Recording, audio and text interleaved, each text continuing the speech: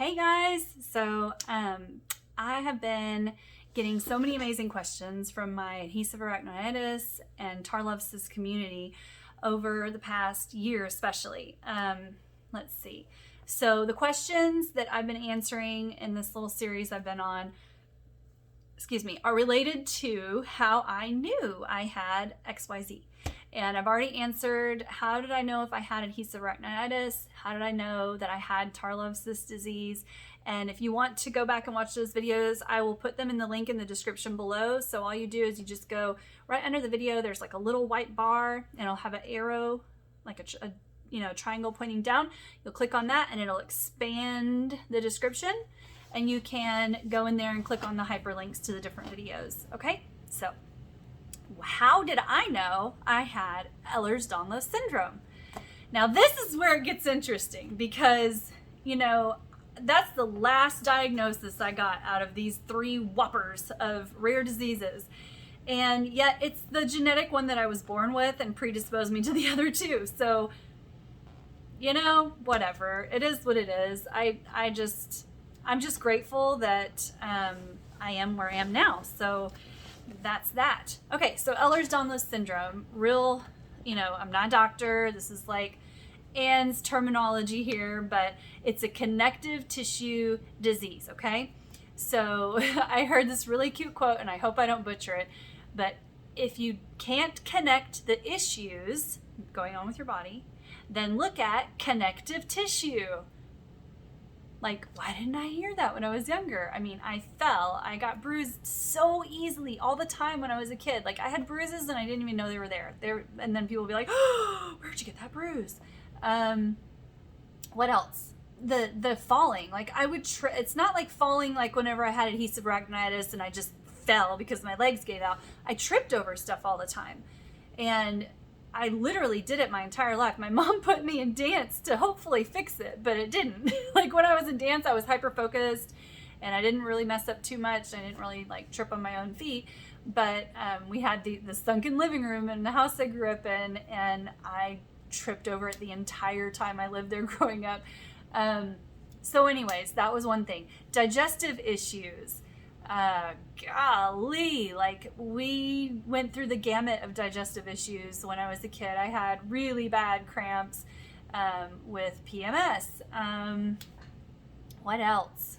Man, they say that EDS people are sometimes labeled as having, hypochondria or mental disorders because they have physical things going on in their body and nobody believes them because they can't find it on an x-ray or a blood test because it's a genetic thing. It's not something that's easily tested for. And also it's I have the hypermobility type. I thankfully do not have some of the other subtypes of Ehlers-Danlos syndrome. I know some people do struggle with that.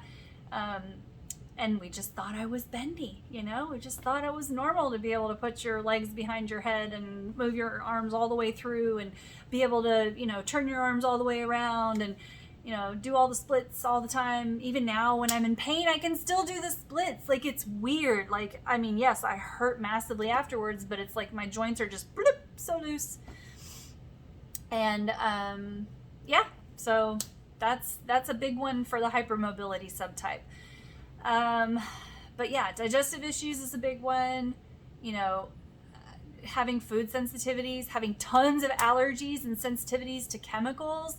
That's very common in Ehlers-Danlos. So basically what happened was this.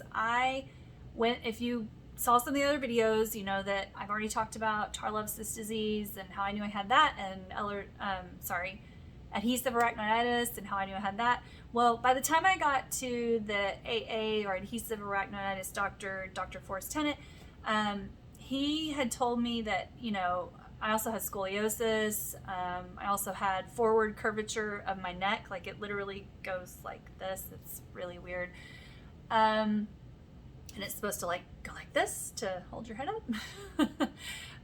Let's see. So when I went to him, he was like, yeah, I really think you need to look into something like Ehlers-Danlos or other connective tissue diseases because you have such a rainbow of issues that surround pointing to that. And the adhesive arachnoiditis, was something different, but because of all the issues that came along with Ehlers-Danlos in my case, a lot of those things overlapped, if that makes sense. So a lot of spinal issues. And I've since found out there's some arthritic gene in my DNA too. So all of it together just kind of set the stage for these things to kind of like feed off of one another. So yeah, every area of my spine had something different going on. And that was why he thought, let's look at Ehlers-Danlos. You had the cyst down in your sacrum. You've got the adhesions in your spine and your lumbar and the cerebral spinal fluid leaking.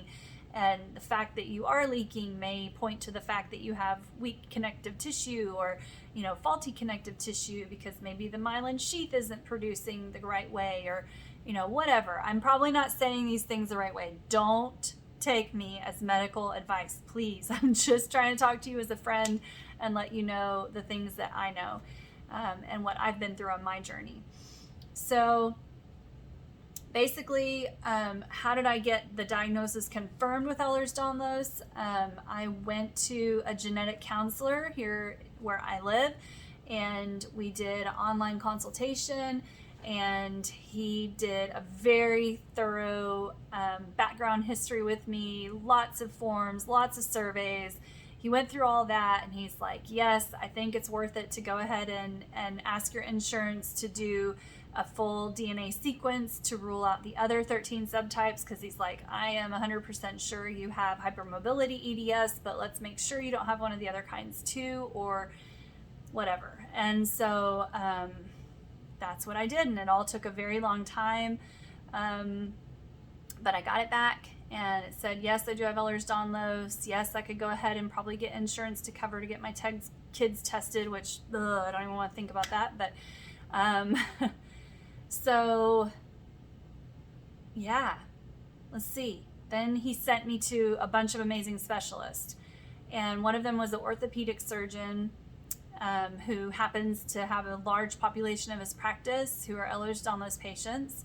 And he also sent me to a cardiologist who's the same thing. He does lots of research with Ehlers-Danlos patients who have something called POTS, which is postural orthostatic tachycardia syndrome. But anyways, going back to all my upright issues, they just wanted to rule out POTS. And he doesn't think I have POTS, but he did confirm with the Brighton test, or Brighton, I'm probably saying that wrong, that I do have hypermobility EDS. So I got a second confirmation about the hypermobility EDS based on my history and my clinical observations.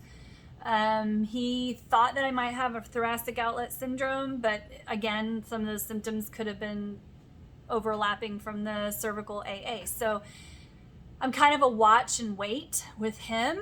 But yes, thankfully, like, my heart is good. My vascular system is good. There's some orthostatic issues. My blood pressure does drop when I get up too quickly. Like, I used to black out a lot when I was younger. And but with the help of a lot of the testing I've done with my holistic practitioner, that is amazingly being taken care of, as well as using the Walls protocol. That is a big part of my healing journey. I've met other zebras in there with Ehlers-Danlos Syndrome or adhesive arachnitis or Tarlov cyst disease, and they do really well with the Walls protocol, which is, I got it right here. It's this book. Boom. Boom. The stuff is life-changing. And I will do a whole other video about just the Walls protocol. And when I get it done, I will link it in the description below.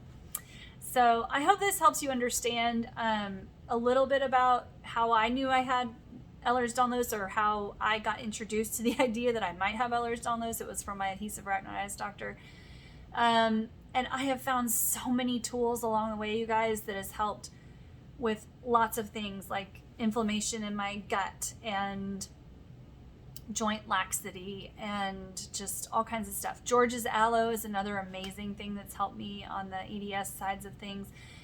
Cusack protocol is something you can look up if you're interested in how to help your EDS.